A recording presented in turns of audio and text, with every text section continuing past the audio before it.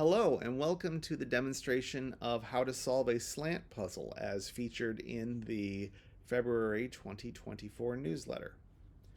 A slant puzzle is sort of the opposite of the simple loop puzzles that we covered in the last issue, in that instead of making one big loop of horizontal and vertical lines, we are making no loops and we're doing diagonal lines.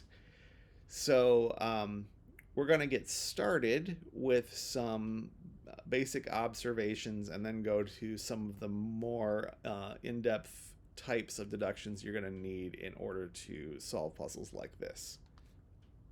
Let's start with the most obvious one, which are zeros and fours.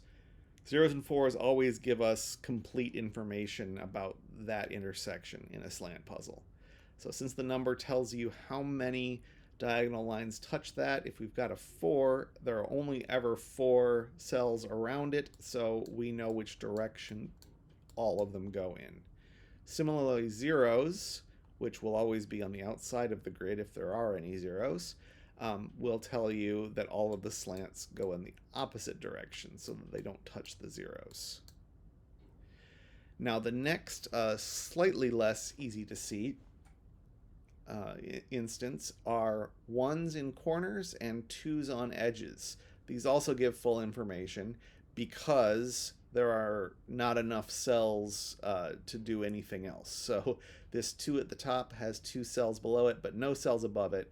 So since there are only 2 cells, the lines in those cells must touch the 2.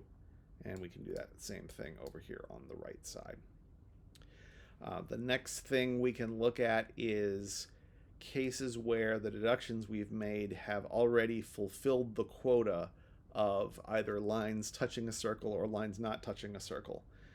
So in this case, this 2 can't have any more lines touching it, so that gives us these lines at the to the northeast and southwest of that 2. Next, let's think about the don't make loops rule. We have this partial square on the left side, and we can't complete that by drawing a line in the positive diagonal, because if we were to do that, we would end up with a loop. And the puzzling interface helpfully highlights that as red, as please don't do that. Instead, when we see that kind of pattern, we must go in the opposite direction. Next, let's look at this pair of 3s right next to each other.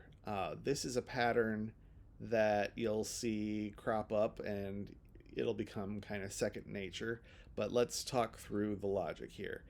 When you have these 3s next to each other, both of them need 3 out of the 4 cells around them to go their direction. So what would happen if this top 3 used both of the cells below it as part of its 3 lines? We would have this one and we would have this one. So far so good. But doing that breaks the 3 right below it, because now it only has 2 cells to work with. The other 2 have been taken.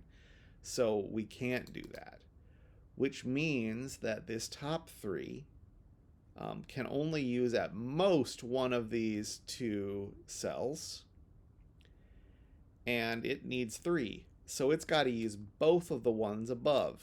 And exactly the same logic works flipped upside down for the other 3. It's going to have these 2 lines below. So you end up with this kind of broken X shape between the 2 3s. And that will be automatic anytime you have 2 3s next to each other. And similar things happen with other pairs of numbers right next to each other sometimes. I'm not going to go through other possible cases here, let you discover those, but that is the kind of logic that applies that lets you see those patterns. Now we've got another near loop here that we need to stop from being a loop, and that's fine. And now let's look at what's left. Now this gets a little trickier to see what's left. But there is another case where a loop will be forced if we make a decision. It's just a couple more steps. We talked about this pair of threes and how we have to either draw lines one way or the other way. If we go this direction, can you see the problem? The problem is this 2 sitting here. If we went in the negative diagonal from northwest to southeast for these 2 lines, that forces this 2 to go down and to the right, which will make a loop. So that's a little bit of more think ahead that you have to do sometimes in cases like that. But that means that these 3s, in fact, go the other direction, which is going to be enough to finish the puzzle for us. We've got a 2 here that already has its 2 allocated, so we can draw a line right there. And now this final cell can't be in the negative direction because that would make one big loop. So it's got to be in the positive direction like that. And there you have a completed slant puzzle.